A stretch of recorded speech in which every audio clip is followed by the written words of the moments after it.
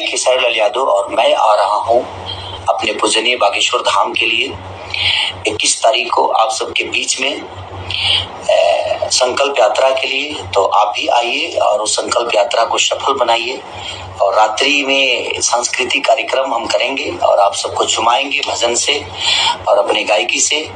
और वह स्थान है फार्मेसी कॉलेज कदारी। तो आप आइए और बाबा का आशीर्वाद पाइए। और हम भी बाबा का आशीर्वाद लेने आ रहे हैं माननीय पूजनीय बागेश्वर सरकार का। तो आप भी आइए और हम सांस्कृतिक कार्यक्रम वहाँ करेंगे फार्मेसी कॉलेज कदारी।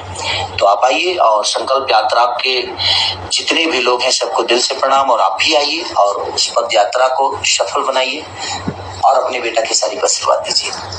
बागेश्वर सरकार की जय हो। हाँ तो दोस्तों, खेसारी लाल यादव फार्मेसी कॉलेज कतारी बागेश्वर धाम गए हैं खेसारी लाल यादव, और वहाँ पर स्टेज शो किए हैं सांस्कृतिक कार्यक्रम जो कि बहुत ही भव्य तरीके से किया गया है। और आज शाम को ट्रेनिंग स्टार ने बागेश्वर धाम जाने वाले हैं। जो लोग जाकर देखना चाहते हैं तो जाकर देखिएगा जरूर। धन्यवाद।